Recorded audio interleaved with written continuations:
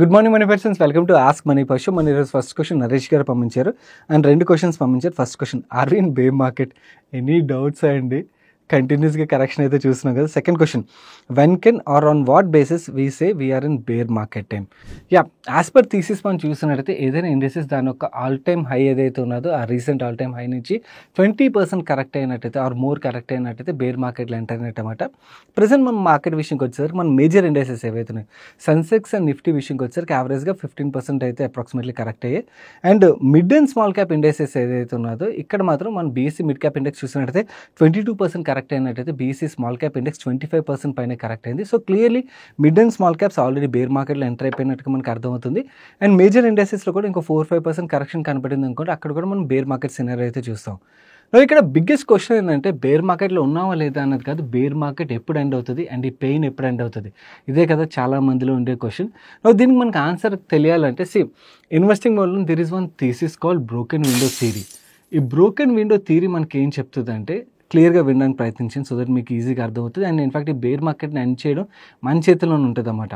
ఈ broken window థియరీలో ఏం చెప్తుందంటే మనం ఒక రోడ్ మీద నడుస్తూ వెళ్తున్నాం అండ్ ఆ స్ట్రీట్కి లెఫ్ట్ సైడ్లో ఒక చాలా మంచి గ్లాస్ బిల్డింగ్ ఉన్నది, ప్రాపర్గా మెయింటైన్ చేస్తున్న అందంగా ఉన్న గ్లాస్ బిల్డింగ్ ఉన్నది. అండ్ రైట్ సైడ్లోని కూడా ఒక గ్లాస్ బిల్డింగ్ ఉన్నది, కాకపోతే అక్కడ గ్లాసెస్ పగిలిపోయి ఆ ట్రాష్ అంతా అక్కడ పడిపోయి ఉన్నది. అండ్ మీ చేతిలో చెత్త ఉన్నది, మీరు చెత్త వేయాలి. మీరు ఇటువైపు వేస్తారా ఇటువైపు వేస్తారా? ఎక్కడైతే మన చెత్త కనబడుతుందో అక్కడే కదా మనం వేస్తాం. సో యాక్చువల్లీ చెత్త ఉన్న చోట ఇంకా చెత్త వేసి ఏం చేస్తామంటే ఆ ప్లేస్ని ఇంకొంచెం షాబీగా చేస్తాం అన్నమాట.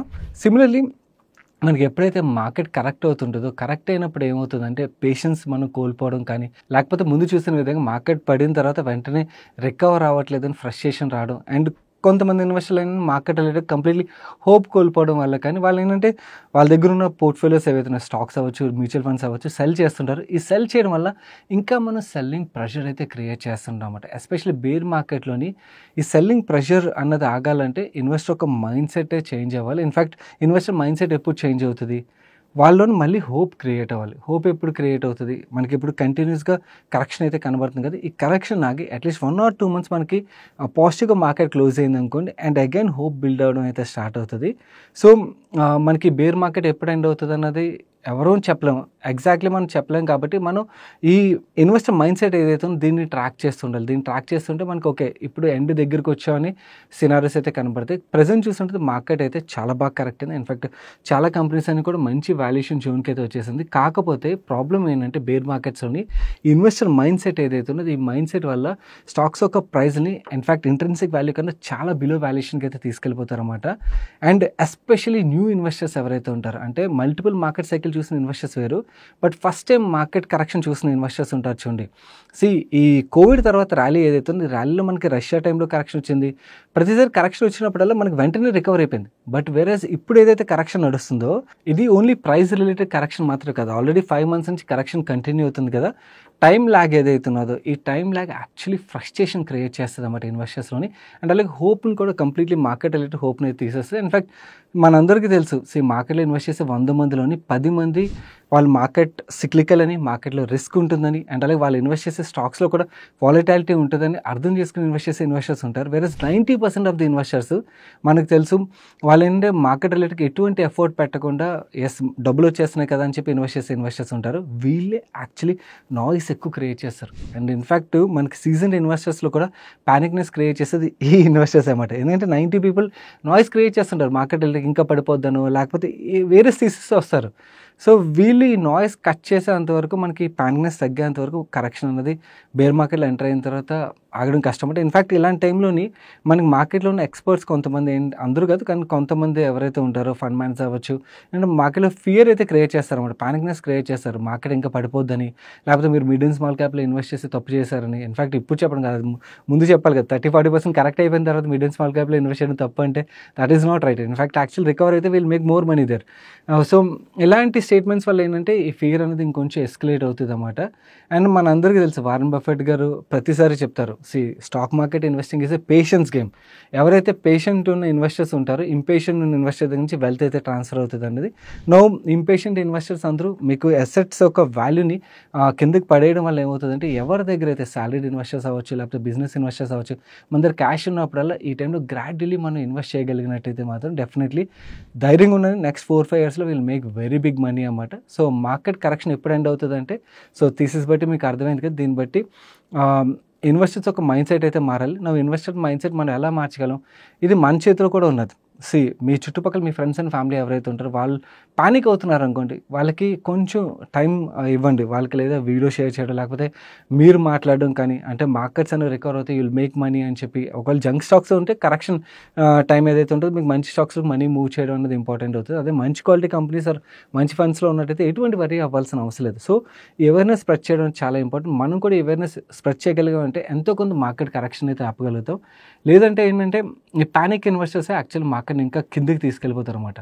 So this is the biggest risk bear market రిలేటెడ్గా. But I feel we have got good valuations అనమాట. స్టాక్స్ పరంగా కూడా మనకు చాలా మంచి వాల్యుయేషన్స్కి అయితే వచ్చాయి. సో ఎంత కిందకి వెళ్తాయో తెలియదు. సో దాన్ని బట్టి గ్రాడ్యువల్లీ ఇన్వెస్ట్ చేసినట్టయితే మాత్రం నెక్స్ట్ 4-5 years మాత్రం ఎవరైతే ఈ టైంలో ఇన్వెస్ట్ చేసే ధైర్యంతో ఉన్న ఇన్వెస్టర్స్ ఉంటారో, ఇన్వెస్ట్ అయిపోయినా అట్లీస్ట్ మీ పోర్ట్ఫోలియో ఏదైతే ఉందో దాన్ని హోల్డ్ చేయగలుగుతారో next 4-5 years they will make very big money.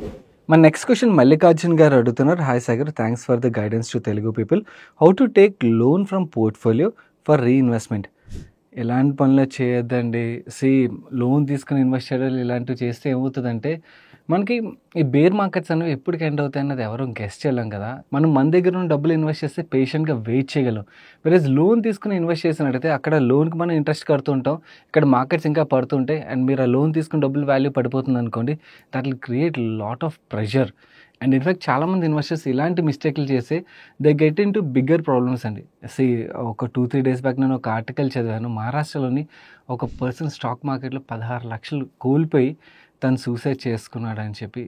Problem ఏంటంటే, స్టాక్ మార్కెట్ ఒక వెల్త్ క్రియేషన్ టూల్గా మనం చూడాలి, కానీ ఏదో షార్ట్ టర్మ్లోని ఇన్కమ్ జనరేట్ చేస్తుంది, లేకపోతే ఏదో లాటరీ టికెట్ ఇలా చూస్తే ఇలాంటప్పుడు మనం మిస్టేక్లు అయితే కమిట్ చేస్తుంటాం. ఇదే నేను యాక్చువల్ లాస్ట్ 1-2 years నుంచి ఫైట్ చేస్తున్నాను. ఏంటంటే చాలామంది ట్రేడింగ్ రిలేటెడ్ అట్రాక్ట్ అయిపోతున్నారు, ఆర్ ఇన్వెస్టింగ్ కూడా ఎలా అంటే గ్యాంబ్లింగ్లా. ఎస్ఎంఈ స్టాక్స్ని కూడా ఎలా అంటే ఎస్ఎంఈ కంపెనీస్ మనకి మంచి కంపెనీస్ కూడా వస్తున్నాయి, అండ్ 80-90% చెడ్డ కంపెనీలు కూడా వస్తున్నాయి. కాకపోతే ఏంటంటే వాటిని మన లిస్ట్ అవగానే పెరిగిపోవడం చాలా స్టాక్స్లో కనబడేసరికి వాటిని అలాగే చూస్తున్నారు, వాటిలో అప్పులు చేసి ఇన్వెస్ట్ చేసేస్తున్నారు. అండ్ అప్పులు చేసి ఇన్వెస్ట్ చేయడం వల్ల మనకి డబుల్ వ్యామీ అన్నమాట. ఇటువైపు ఇంట్రెస్ట్ పోద్ది, ఇటువైపు పెట్టిన డబ్బులు పోవడంతో ప్రెషర్ అనేది చాలా క్రియేట్ అయిపోద్ది. దీని ఒక ఇంపాక్ట్ మీ కెరీర్ మీద ఉంటుంది, మీ ఫ్యామిలీ మీద ఉంటుంది. సో అందు గురించి ఇలాంటి తప్పులు అయితే చేయదు. మీ దగ్గర డబ్బులు ఉంటే వాటిని ఇన్వెస్ట్ చేయండి, లేదంటే వెయిట్ చేయండి, నో ప్రాబ్లం. మన next question 2 next second handle నుంచి వచ్చింది. Hi, I'm Pavan Kalyan, 25 years old. నాకు ప్రజెంట్ 70,000 నుంచి 80,000 rupees monthly income freelancing job and YouTube ద్వారా వస్తున్నాయి. అండ్ నేను నెక్స్ట్ 5 years వరకు ఇన్కమ్ స్టేబుల్ అనుకున్నాను. నేను ప్రజెంట్ వర్క్ ఫ్రమ్ హోమ్ చేస్తున్నాను. నా ప్రైమరీ గోల్ నా సిస్టర్కి పెళ్లి చేయడం. నాకు హెల్త్ ఇన్సూరెన్స్ ఉన్నది, అండ్ 3 years కోసం ఆల్రెడీ ప్రీమియం అయితే నేను పే చేస్తాను 2024లోని. అండ్ మా పేరెంట్స్కి ఎటువంటి హెల్త్ ఇన్సూరెన్స్ లేదు. మా ఫాదర్ ఒక లేబర్ తాపీ మేస్త్రి, అండ్ ఆల్సో మా 1.2 acre ల్యాండ్లోని తన అగ్రికల్చర్ కూడా చేస్తారు. ఆయనకి ఆల్కహాల్ అలవాటు ఉన్నది, ఎవ్రీడే 1 peg తీసుకుంటారు. నేను మా ఫాదర్ని వర్క్ ఆపేయమని చెప్తున్నాను, ఎందుకంటే I'm not able to see him going for work. తన లైఫ్ మొత్తం మమ్మల్ని ఫీడ్ చేయడం కోసం అండ్ 2 పిల్లలు ప్రైవేట్ స్కూల్ ఎడ్యుకేషన్ కోసం అయిపోయింది. ప్రజెంట్ మాకు 3 లక్షల రూపాయలు లోన్స్ ఉన్నాయి, దానికి 12% రేట్ ఆఫ్ ఇంట్రెస్ట్ పే చేస్తున్నాం. క్లోజ్ రిలేటివ్స్ దగ్గర నుంచి తీసుకున్నాం. నేను 2025 ఎండింగ్ కల్లా ఇది క్లియర్ చేసేద్దాం అనుకున్నాను, either by selling mutual funds or stocks or pledging them. And also home loan ఉన్నది 15,000 రూపీస్ ఈఎంఐ పే చేస్తున్నాం, 18% ఇంట్రెస్ట్ రేట్. ఎందుకంటే మా పేరెంట్స్కి అప్పట్లోని అవగాహన లేకపోవడం వల్ల అంత హయ్యర్ ఇంట్రెస్ట్ రేట్ తీసుకున్నారు. లక్కీలీ ఇది నెక్స్ట్ 9 monthsలో అయితే క్లోజ్ అయిపోతుంది. ప్రజెంట్ మా ఖర్చుల విషయంకి వచ్చేసరికి 15,000 హోమ్ లోన్ ఈఎంఐ అండ్ ఇంకొక 15,000 రూపాయలు ఆర్ ఇంకొంచెం ఎక్కువ హౌస్ హోల్డ్ ఎక్స్పెన్సెస్ అవుతున్నాయి. ఇన్వెస్ట్మెంట్ విషయంకి వచ్చేసరికి ఎస్ఐపి ఆర్ లంసమ్ మోడ్లోని ప్రతి మంత్ మ్యూచువల్ ఫండ్స్లో 40,000 రూపాయలు అయితే నేను ఇన్వెస్ట్ చేస్తున్నాను. పోర్ట్ఫోలియో మ్యూచువల్ ఫండ్స్లో ప్రజెంట్ 8.2 lakhs ఉన్నాయి అండ్ 6% డౌన్ ఉన్నది. స్టాక్స్లో 4.26 lakhs ఉన్నది. అండ్ ఫండమెంటలీ రీజనబుల్లీ స్ట్రాంగ్ కంపెనీసే ఉన్నాయి పోర్ట్ఫోలియోలో. అండ్ క్రిప్టోస్ విషయంకి వచ్చేసరికి last 50,000 in crypto trading and also 3,500 rupees in F&O trading. So I quit gambling with futures and options and crypto. Currently I have $950 in Binance USDT and which is earning 7% interest per annum. And gold విషయంకి వచ్చేసరికి 2.5 తులా gold 24 carrot అయితే ఇప్పటివరకు కొన్నాం. ఫ్యూచర్లో relatives marriage కానీ లేకపోతే వేరే functions ఉన్నా కూడా గిఫ్ట్ చేయడం కోసం అని చెప్పి ఈ గోల్డ్ని అలా ఉంచాం. అండ్ ల్యాండ్ విషయంకి వచ్చేసి 2.3 acres ల్యాండ్ ఉన్నది, farming land and small house విలేజ్లో ఉన్నది. నా క్వశ్చన్స్ విషయంకి వచ్చేసరికి first question, how to get health insurance for my parents 48 and 43 years old. ఒకవేళ హెల్త్ ఇన్సూరెన్స్ అడ్వైజబుల్ కాని పక్షంలోని నేను ఏదైతే హెల్త్ రిలేటెడ్ కాస్ట్ వస్తాయో దానికి నేను ఎలా ప్రిపేర్ అయ్యి ఉండాలి, ఎందుకంటే మా ఫాదర్ ఆల్కహాలిక్ కూడా and I don't have term insurance because of freelancing YouTube income. 1 year అయితే ఇన్కమ్ ట్యాక్స్ రిటర్న్స్ ఫైల్ చేస్తాను, ఇంకో 2 years ఫైల్ చేసినట్టయితే నాకు టర్మ్ ఇన్సూరెన్స్ కూడా వస్తుంది. అండ్ సిస్టర్ మ్యారేజ్ నెక్స్ట్ ఇయర్లో ఉండొచ్చు. Estimated expenses 20 lakh rupees and 1 acre farming land మా 2.3 acres అయితే ఇద్దాం అనుకున్నాం. బ్రేక్ డౌన్ ఆ 20 lakhs ఎక్స్పెన్స్ కూడా 10 లక్షల రూపాయలు dowry, 58 grams gold and 4 lakhs remaining ఎక్స్పెన్స్ల కోసం అని అనుకున్నాం. దీనికి ఎలా ప్లాన్ చేసుకోవాలి? Should we sell 30 cents land to cover 20 lakh expenses? Current market value is 1 cent is 60,000 rupees in my village, or shall I sell mutual funds and stocks at that time? ఒకవేళ అమ్మినా కూడా నా 50% cost కూడా నేను cover చేయలేను and personal loan తీసుకోవాలా అని అడుగుతున్నారు. 3 ఆప్షన్స్ అయితే ఇచ్చారు.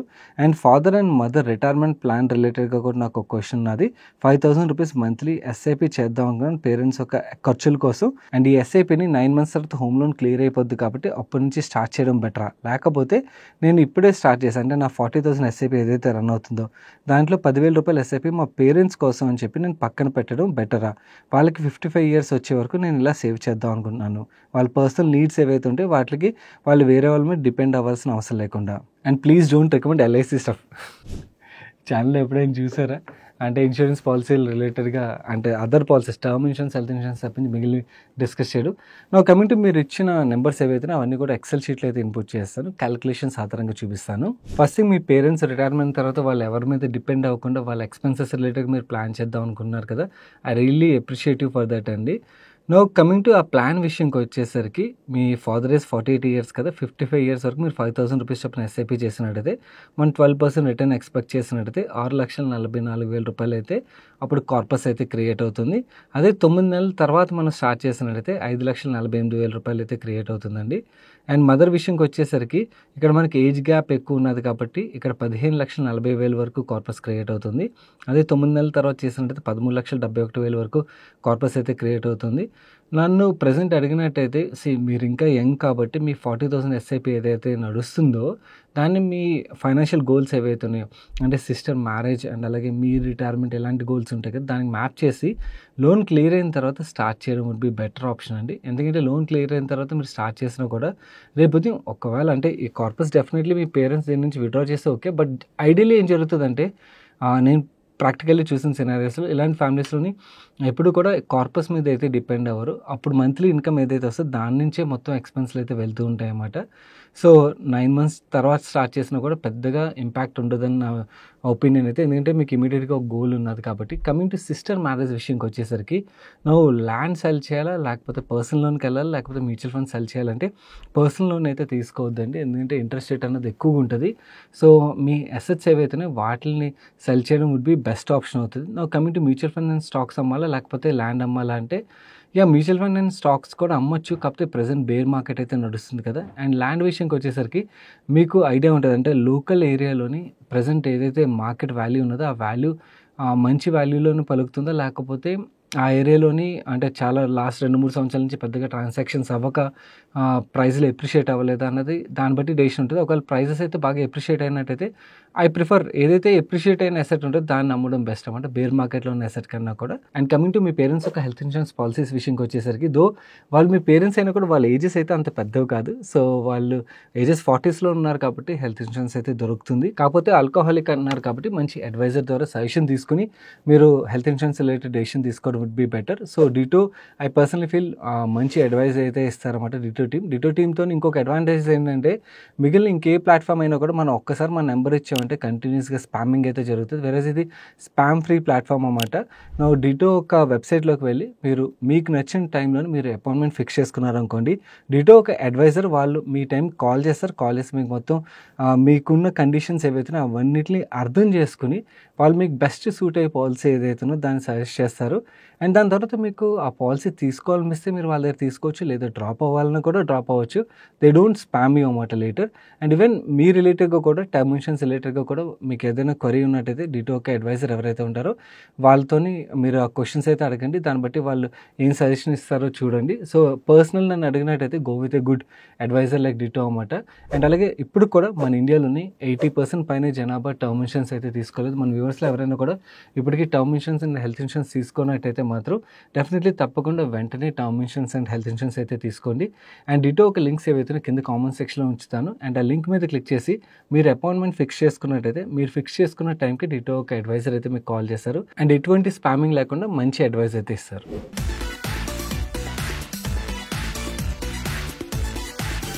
ఈరోజు సండే ఫండే సజెషన్ విషయంకి వచ్చేసరికి రీసెంట్ టైంలోని సాలిడ్ ఓటీటీ కంటెంట్ అయితే మనకు దొరకలేదు. But there is one movie నాకైతే బాగా అనిపించింది. స్పైడర్స్ అని చెప్పి అమెజాన్ ప్రైమ్లో అయితే స్ట్రీమ్ అవుతున్నది. తోప్ కంటెంట్ అయితే కాదు కానీ but worth watching on this Sunday. And అలాగే మ్యాచ్ ఉన్నది. అండ్ అన్నిటికన్నా ముఖ్యం, నిన్న మన ఫ్యాక్టర్ బేస్ వీడియో చూసారా? చూడనట్టయితే you are missing a wonderful category which is emerging అన్నమాట. సో ఫ్యాక్టర్ బేస్ ఫండ్స్ రిలేటెడ్గా కూడా కంప్లీట్ మీరు అర్థం చేసుకోవాల్సిన ఎంటైర్ ఇన్ఫర్మేషన్ అయితే ఆ వీడియోలో ఉంటుంది. It's a must watch video. Okay, mutual fund సిరీస్లోని మనకి వేరియస్ అదర్ కేటగిరీస్ గురించి ప్రీవియస్గా ప్లేలిస్ట్లో అయితే కవర్ చేసాం. నౌ ఈ factor based is a new edition. ఎందుకంటే రీసెంట్గా ఎమర్జ్ అవుతున్న కేటగిరీ కాబట్టి దీని రిలేటెడ్గా ఇది కంప్లీట్లీ మీకు ఫండ్స్ రిలేటెడ్ కావచ్చు అండ్ అలాగే వాటిలో బెస్ట్ ఏది ఇవన్నిటిని కూడా కవర్ చేసాం. చూడకపోతే తప్పకుండా చూడండి ఇక్కడ ఐ బటన్లోని. అండ్ అలాగే ఈ వీడియోకి ఎండ్ కార్డ్లో ఉంచుతాను. మన నెక్స్ట్ క్వశ్చన్ వ్యూవర్ తన పేరు మెన్షన్ చేయొద్దన్నారు, అందుకని నేమ్ ఎడిట్ చేసేస్తున్నాం.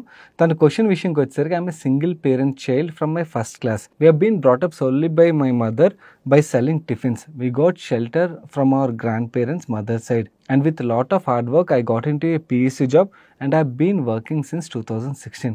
With the responsibilities I have, Akkapelli, I got very little saving for my initial 5 years but cleared all my debts we have done for her marriage. I don't have any parental property, so I wish to build good wealth for my family. Currently I'm earning 1 lakh rupees salary in hand and I'm staying in Delhi. My monthly expenses 35,000 rupees. Credit to my wife for helping me to cut down expenses. Fantastic అండి. ఢిల్లీలో 35,000 రూపాయలు స్పెండింగ్తో మీరు monthly expenses run చేస్తున్నారంటే amazing. And I also send 8,000 rupees for my mother. My mother stays with my అమ్మమ్మ and she is taking care of her in her hometown. I'm 32 years old and I have a baby girl of 2 years old. I've been investing in stock market and mutual funds since 2020. I've invested 16 lakh rupees in mutual funds and stocks. Present నా profit 8 lakh rupees అయితే ఉన్నది. And ఆయన ఏ ఫండ్స్లో ఎంతెంత SIP చేస్తున్నారో క్లియర్గా mention చేశారు. And అలాగే PF contribution and NPS contribution, Sukanya Samriddhi Yojana 3 lakhs contribute చేసినట్టు చెప్తున్నారు. First question, with all my above investments whether my investments are disciplined? Portfolio diversification బాగానే ఉందా or any changes required? Portfolio రిలేటెడ్గా పెద్దగా చేంజెస్ అయితే అవసరం లేదు అనిపిస్తుందండి.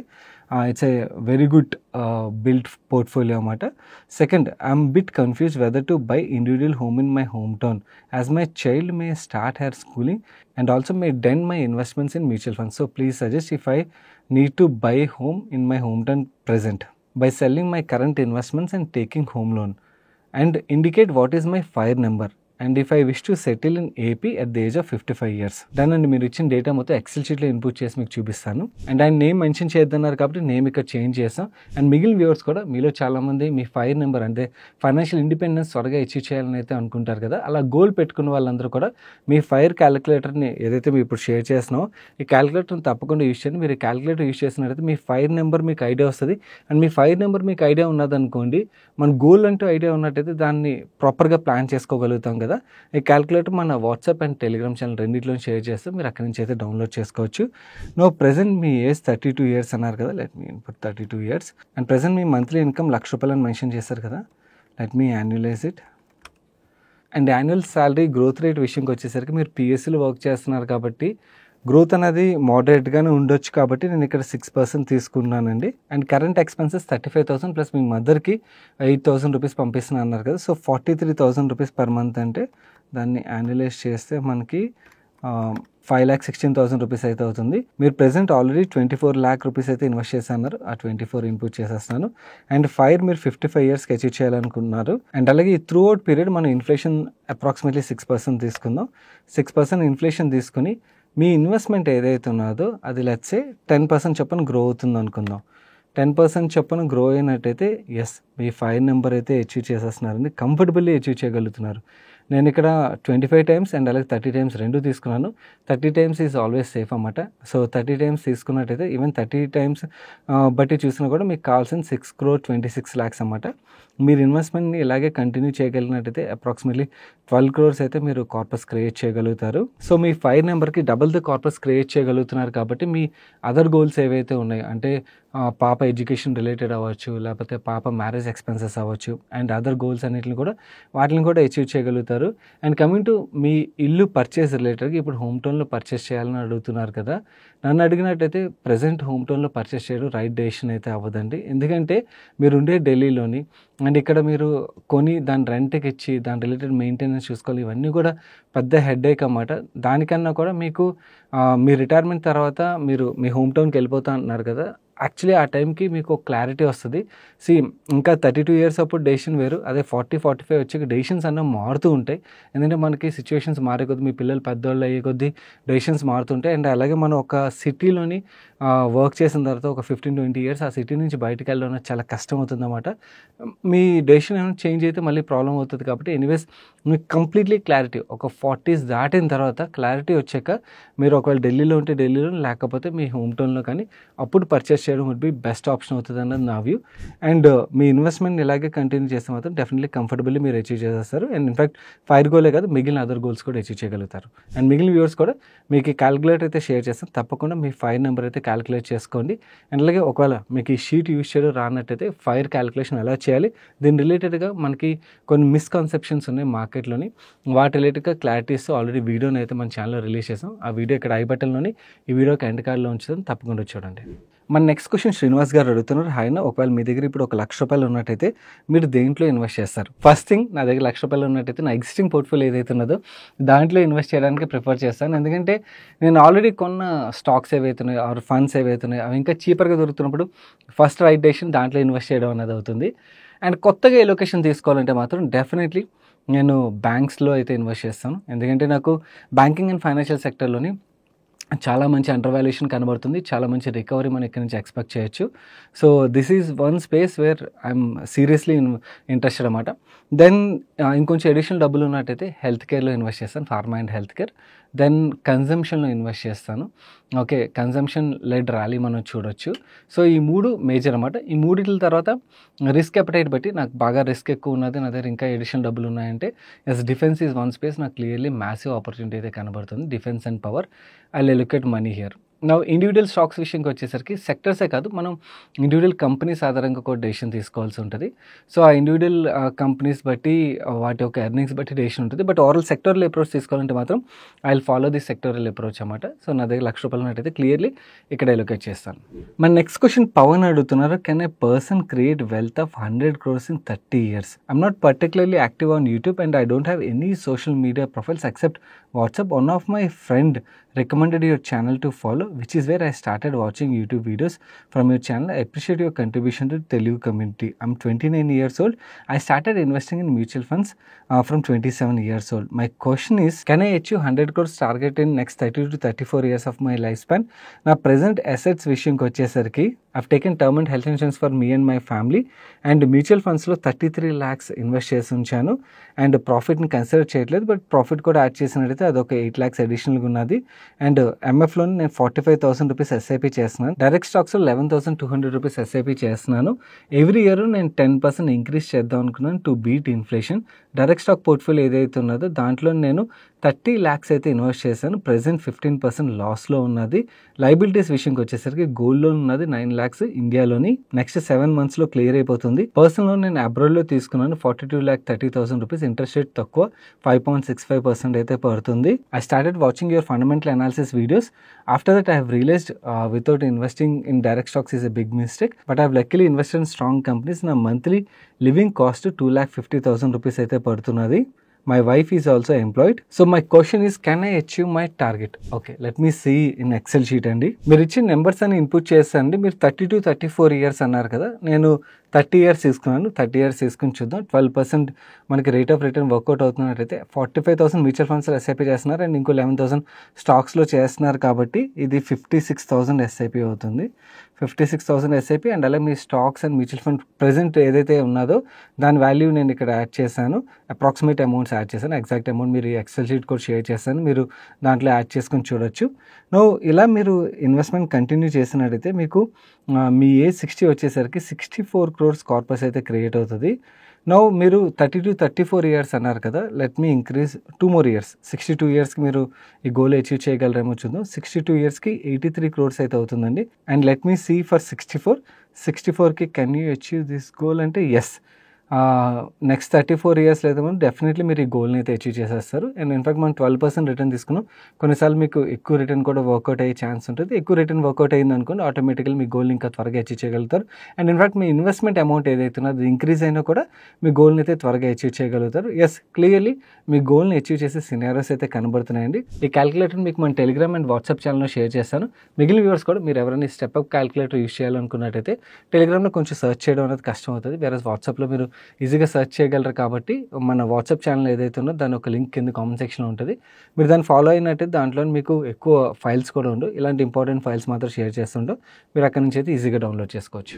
మన నెక్స్ట్ క్వశ్చన్ మహేష్ గారు అడుగుతున్నారు, అన్నయ్య ఒక కంపెనీలోని ఎంత డబ్బు పెట్టామన్నది ముఖ్యమా లేదా మన దగ్గర ఎన్ని షేర్లు ఉన్నాయన్నది ముఖ్యమా చెప్పండి.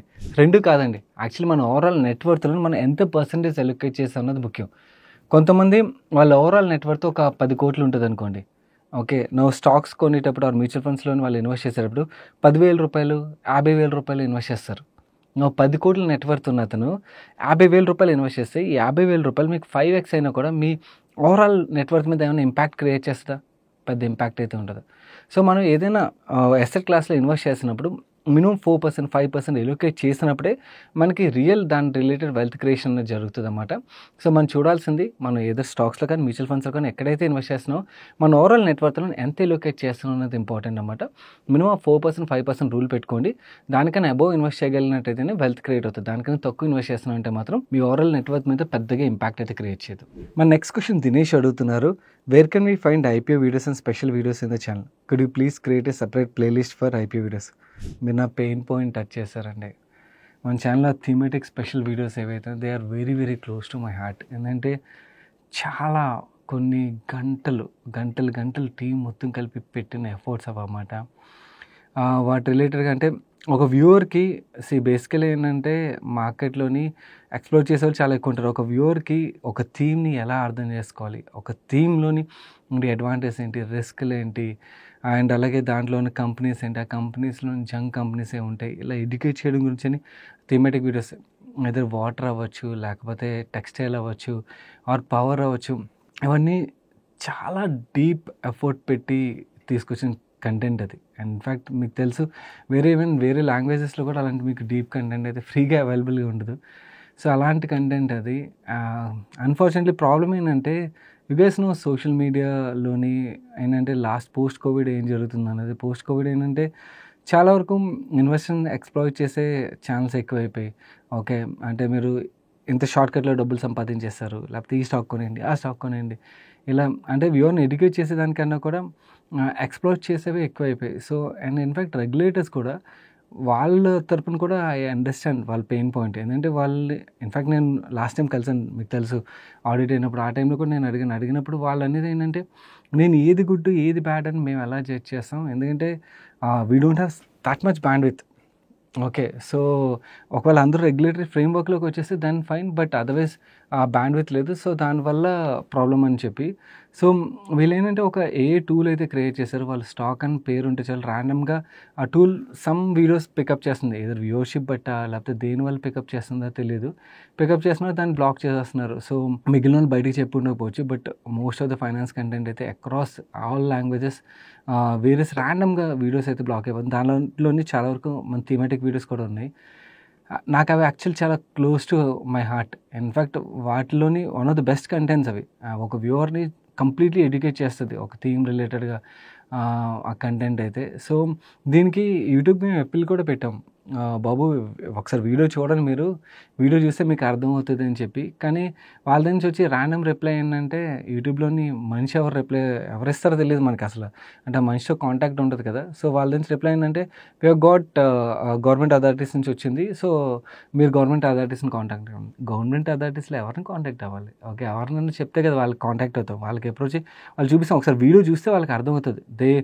ఎవరైనా కంటెంట్ చూస్తే వాళ్ళకి అర్థమైపోద్ది. మన ఛానల్ నుండి కంటెంట్ ఏదైతే ఉన్నదో we don't instigate people. Okay. Trade చేయండి, డబ్బులు సంపాదించేస్తారు. లేకపోతే ఇక్కడ పెన్నీ స్టాక్స్‌లో ఇన్వెస్ట్ చేయండి. ఇలాంటివన్నీ మన కంటెంట్‌లో ఉండదు. మన కంటెంట్ క్లియర్‌లీ ఒక వ్యూవర్‌ని ప్రాపర్ ఎడ్యుకేషన్ ప్రొవైడ్ చేస్తున్నాం. డీప్‌గా ఏదైతే డేటా ఉంటుందో డేటా షేర్ చేస్తుంటాం. దానివల్ల మన తెలుగు రాష్ట్రంలో చాలామంది ఇన్వెస్టర్స్ యాక్చువల్లీ మంచి ఫైనాన్షియల్ కంటెంట్ ఎక్కడ ఫ్రీగా దొరుకుతుంది. అలాంటి కంటెంట్ మన ఛానల్‌లో ప్రొవైడ్ చేస్తాం. But these are the content currently ఈ ఇష్యూ వల్ల అయితే కనపట్లేదు. అండ్ ఐపీఓ వీడియోస్ రిలేటెడ్ కొత్త ఐపీఓ వీడియోస్ రావట్లేదని చాలామంది అడుగుతున్నారు. దీని రిలేటెడ్ నాకు కొంచెం క్లారిటీ రావాల్సి ఉన్నది. న్యూ రెగ్యులేషన్స్ ఏవైతే ఉన్నాయో as a channel from the beginning whatever regulations are we adhere to regulations అన్నమాట. రెగ్యులేషన్స్ ఫాలో అయ్యే వెళ్తాం. అందుకని ఆడిట్ నడిచినా కూడా ఆడిట్లో కూడా వాళ్ళు ఎప్రిషియేట్ చేశారు మొత్తం అంతా వర్క్ చేసిన తర్వాత. ఎందుకంటే because there might be very few channels, I don't know, మనకి పబ్లిక్లీ డేటా ఉంటుంది కాబట్టి ఎన్ని ఛానల్స్ మీద ఆడిట్ అయింది ఏం తెలీదు.